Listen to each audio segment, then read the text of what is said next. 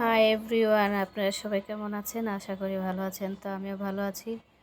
তো আজকে হচ্ছে চৈত্র সংক্রান্তি। চৈত্র সংক্রান্তি। তো আজকে কি রান্না করব তা আপনাদের সাথে শেয়ার করব।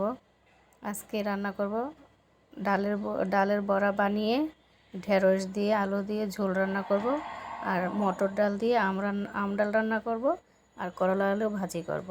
তো আজকে চৈত্র সংক্রান্তির মধ্যে আমাদের নিরামিষ খেতে হয়, সনের আগের দিন সরঞ্জাম করতে হয়। তো চৈত্র সংক্রান্তির মধ্যে আমার শ্বশুরবাড়িতে লাড়ু বানার নিয়ম নেই, তা আমার বাবার বাড়িতে আছে। তা আমার বাবার বাড়িতে আমার মা চৈত্র মাসে লাড়ু বানায়। মার সাথে আগে ছোটোকালে বা বিয়ের আগে মার সাথে নাড়ু বানাইতাম। মা বান তুলতো, কত না ভালো লাগতো।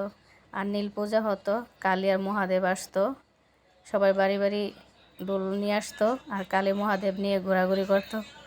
তো সবার বাড়িতে আমরা ওদের সাথে সাথে ঘুরতাম, যেতাম, দেখতাম, কত না ভালো লাগতো। আর আমার শ্বশুরবাড়িতে লাড়ু বানানোর নিয়ম নাই, আমার বাবার বাড়িতে আছে, কিন্তু পরে বানিয়ে খাওয়া যায়। খইয়ের সাথে দিয়ে নাড়ু বানানো হয়। তো এই জিনিসটা দেখতে খুবই ভালো লাগে, কিন্তু শ্বশুরবাড়িতে নিয়ম নাই, তাই ওই বাবার বাড়ির আগে ইয়েটা মিস করতেছি, যে ছেলে মেয়েকেও দেখাতে পারতেছি না। কারণ ঢাকা শহরে নীল পূজা যতই হোক না কেন, দেশের মতো কোনোটাই আনন্দ ভর্তি কিছুই হয় না। গ্রাম দেশে সব কিছু পূজাপালির মধ্যে ভালো লাগে, কিন্তু শহরে তেমন একটা বেশি একটা ভালো লাগে না, লাগে না গ্রামের মতো। গ্রামের যে পরিবেশ, সব আত্মীয় স্বজন একসাথে আসা, কথাবার্তা বলা খুবই ভালো লাগে। সবার সাথে পরিচিত হওয়া, দেখাশোনা, অনেক কিছুই ভালো লাগে তাদের সাথে। অনেক দিন পর দেখা হয়, সেই দিনগুলোকে মিস করতেছি এখন।